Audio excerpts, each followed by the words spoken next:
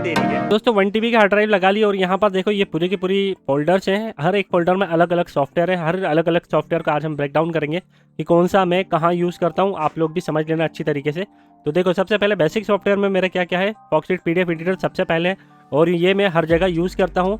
Adobe Acrobat डालने की जगह मैं फॉक्सटेट PDF एडिटर डालता हूँ, जो लाइट वेट भी है और बहुत अच्छा भी है। ठीक है, इसमें क्या है, बंदा डायरेक्टली PDF एडिट कर देता है, कहीं पर भी उसको वर्ड वगैरह में कन्वर्ट नहीं करना पड़ता है ना। डायरेक्टली यहीं पर ही 1 क्लिक में PDF एडिट हो जाती है और सेम फॉन्ट उठा लेता है। फिर अपना है माइक्रोसॉफ्ट ऑफिस, ये तो आपको पता ही होगा, 2024 वर्जन है मेरे पास। और MS ऑफिस वगैरह मैं इंस्टॉल करता हूँ तो 2024 वाला लेटेस्ट वर्जन वालों के लिए मैं इंस्टॉल कर देता हूँ। देन हमारा है फोटोशॉप पोर्टेबल। तो फोटोशॉप वगैरह जिनको नीड होती है, लाइक MP ऑनलाइन वगैरह लोगों को, उनको नीड होती है फोटोशॉप पोर्टेबल की, तो वो लोग क्या करते हैं, फिर मेरे से मांगते हैं तो मैं फोटोशॉप पोर्टेबल डाल देता हूँ उसमें।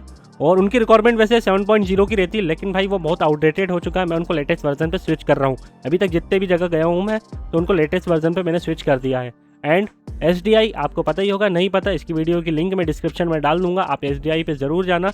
ये बहुत मेन है बिकॉज ये 45 GB का है और अभी के फिलहाल अभी के वर्जन, ये जो मेरे पास ओल्ड वर्जन है, ये आई थिंक कितने GB का होगा, मैं एक बार देख के बता देता हूँ। ये देखो यहाँ पर 40 GB का है, अभी का लेटेस्ट वर्जन जो है वो 45 GB का है। तो यहाँ पर देखो SDI रस्ट का क्या काम है, मैं एक बार इसको रन करके दिखा देता हूँ भले मैं आपको। ये मैंने रन करा, यस पे क्लिक करा और यहाँ पर ये इसका काम क्या है, अगर आपके पास इंटरनेट नहीं हो, इसके पास पूरे का पूरा 45 GB का पूरा ड्राइवर पैक है। नेट नहीं हो कोई चिंता वाली बात नहीं, SDI चलाओ निकल जाओ। कई बार ऐसा होता है ना कि विंडो डाली अपन ने, है ना, और उसके बाद वाईफाई का और लैन का ड्राइवर ही नहीं। अब उस केस में क्या करोगे, आपके पास भले मोबाइल की केबल भी नहीं हो चार्जिंग की, फिर क्या करोगे। तो इस केस में मैं ये पेन ड्राइव लगाता हूँ, ड्राइवर इंस्टॉल करता हूँ, मस्त भाई मक्खन चलता है। फिर उसके बाद फिर सामने वाला बंदा अपडेट करता रहता है ड्राइवर। ठीक है, तो SDI ड्राइवर पैक रखो अपने पेन ड्राइव में, बहुत ज़रूरी है। एंड उसके बाद एडोब एक्रोबैट है, ठीक है, इसको तो छोड़ो, वो तो कोई मतलब नहीं है। एंड क्रोम सेटअप आपको पता ही है भाई, क्रोम की कितनी नीड होती है वो तो सबको ही पता है। ठीक, अब आपको पता ही है गूगल हिंदी इनपुट सेटअप कितना काम आ रहा है। अगर इंग्लिश में टाइप करो तो हिंदी में टाइप होना चाहिए, ऐसे लोगों की रिक्वायरमेंट है। लाइक एडवोकेट वगैरह हो गए, MP ऑनलाइन वाले हो गए, है ना। स्टूडेंट तो नहीं करते वैसे MP ऑनलाइन, और एडवोकेट वालों के लिए भाई ये टूल डालना ही पड़ता है। आप लोग भी इसे रखो, है ना। एंड अपना हार्ड डिस्क सेंटिनल सेटअप, इसकी मदद से हम हार्ड ड्राइव की हेल्थ चेक कर लेते हैं कि जब सिस्टम स्लो चल रहा है या फिर बार बार BSOD आ रहा है, मतलब ब्लू स्क्रीन डेथ एरर आ रहा है, तो मैं हार्ड ड्राइव की हेल्थ चेक करता हूँ। अगर 50% हुई तो भाई बोल देता हूँ बदल लो, वरना डाटा रखना बहुत रिस्की है इसके अंदर। तो इस चक्कर में मैं चेक कर लेता हूँ। एक बार इसको रन करके मैं आपको दिखा देता हूँ कि हार्ड ड्राइव की हेल्थ कैसे चेक होती है। तो यहाँ पर आप देख सकते हो हार्ड ड्राइव की, एक मेरी 500 GB की हार्ड ड्राइव की हेल्थ 100% है ना। एंड यहाँ पर 1 TB की मेरी SSD की हेल्थ 100% है। एंड यहाँ पर 96% मेरी क्रूशियल की SSD जो इसमें लगी हुई है उसकी हेल्थ 96% बची हुई है ना।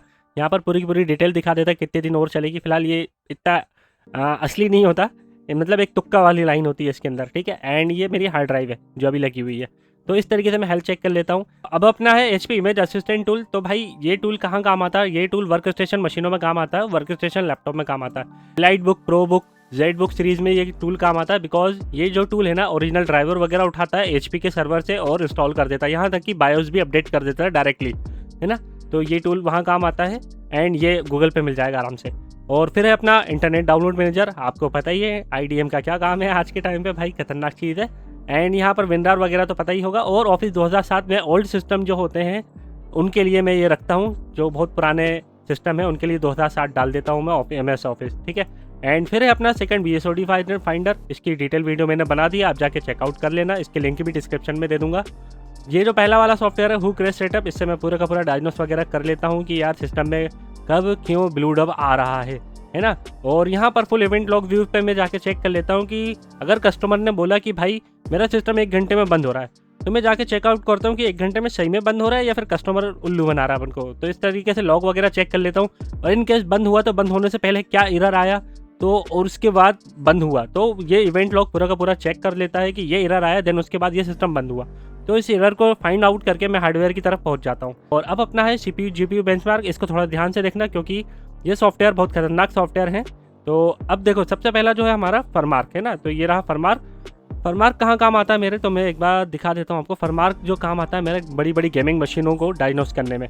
लाइक अगर GPU को पावर नहीं मिल रही या GPU स्लो चल रहा है या GPU को मुझे टेम्परेचर बढ़ाना है ना, तो वहाँ पर क्या करता हूँ मैं, फरमार्क रन कर देता हूँ और यहाँ पर स्टेट्स रन टेस्ट पे क्लिक कर देता हूँ तो अब क्या होगा, यहाँ पर ये मेरा पूरा का पूरा सिस्टम का जीपीयू यूज़ कर रहा है। अभी देखो मेरे पास ग्राफिक कार्ड तो नहीं है सिस्टम में, लेकिन इस तरीके से इसकी मदद से मैं चेक कर पाता हूँ। तो यहाँ पर अभी इसको बंद करता हूँ मैं, और यहाँ पर भी आपको एक बार जीपीयू की तरफ लेके चलता हूँ। टास्क मैनेजर पे गया मैं, एंड यहाँ पर ये देखो आप, ये गए टास्क मैनेजर, और यहाँ पर देखो मेरा जीपीयू कितना यूज़ हो रहा है। देखो 100% यूज़ हो रहा है। देन जैसे इसको बंद करूँगा तो यहाँ पर मेरा जीपीयू आइडल हो जाएगा। तो ये देखो मेरा, है ना।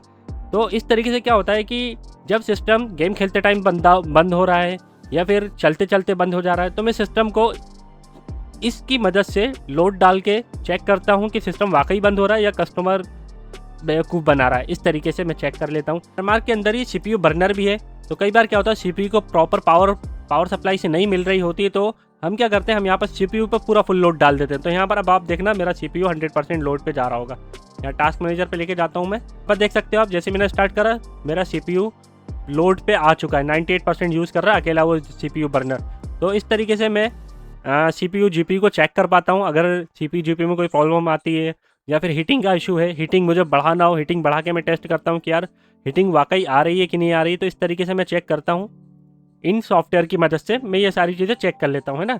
और इसके बाद अपना MSI कॉम्बस्टर, तो भाई ये इतना ज़्यादा पावरफुल नहीं है। दो चीज़ें मेन है, मैं सबसे ज़्यादा यही यूज़ करता हूँ, सबसे ज़्यादा पावरफुल है।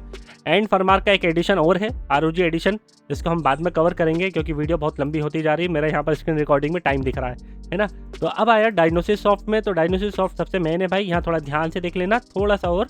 तो यहाँ पर सबसे पहला जो है हमारा 4DDIG DLL फिक्सर। कई बार क्या होता है कि हम किसी गेमर के पास गए होते हैं, वहाँ पर उसका गेम इंस्टॉल नहीं होता, या क्या बोलते हैं उसके गेम में कोई ना कोई प्रॉब्लम आ रही होती है। तो मैं क्या करता हूँ, DLL फिक्सर चला देता हूँ। तो अगर सिस्टम में कोई DLL मिस हो गई होगी या गेम में कोई DLL मिस हो गई होगी या करप्ट हो गई होगी, तो DLL को फिक्स कर देता है और सिस्टम स्मूथ काम करना चालू कर देता है। सो अब हमारा है AIDA 64 Extreme। तो हम इसको रन करते हैं, और यहाँ पर अभी हम आपको दिखाएंगे कि यहाँ पर दो वर्जन आते हैं, एक इंजीनियर का वर्जन आता है, एक एक्सट्रीम का वर्जन आता है। तो इसकी मदद से हम क्या ना बसेस वगैरह चेक कर लेते हैं, मदरबोर्ड में VRMs वगैरह चेक कर लेते हैं, ज़्यादा VRMs हीट हो रही हैं। गेमिंग मशीन के काम आता है ये टूल, मैं आपको हिंदी में समझा दूँ, बस इतना ही समझा पाऊंगा मैं, है ना।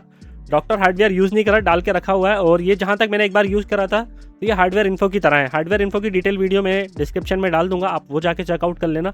हार्डवेयर इन्फो बहुत पावरफुल टूल है, इसमें पूरी की पूरी टेम्परेचर वगैरह अपन को पता चल जाता है, कौन सा टेम्परेचर ज़्यादा हीट हो रहा है ना। एंड देन है अपना मीम टेस्ट USB। कई बार हमारी रैम बहुत ज़्यादा करप्टेड होती हैं और BSOD एरर रैम की वजह से मेमोरी मैनेजमेंट कई बार आता है। तो मैं इसकी बूटेबल इमेज बनाता हूँ, बूटेबल पेन ड्राइव बनाता हूँ और सिस्टम में लगा देता हूँ। फिर इसको टेस्ट करता हूँ सिस्टम को। अगर रैम फॉल्टी है तो वहाँ पर एरर फेल हो जाएगा, और ये टेस्ट कम से कम 4 से 5 घंटे लगाता है। तो इसकी सिर्फ ISO पड़ी हुई, बाकी मेरे पास एक पेन ड्राइव और पड़ी, उसके अंदर इसकी पूरी की पूरी बूटेबल पड़ी हुई वो पेन ड्राइव, है ना। एंड देन अपना OCCT, कल मैंने इसी के ऊपर बात करी थी, तो इसके बारे में बात करना तो अभी फ़िलहाल ज़रूरी नहीं है। डिस्क्रिप्शन में इसकी भी वीडियो डाल दूंगा, आप जाके चेकआउट जरूर करना। OCCT की ये भी एक तरीके से हार्डवेयर इन्फो की तरह ही काम करता है, लेकिन इसमें जो फीचर्स हैं वो एडवांस्ड है, ठीक है।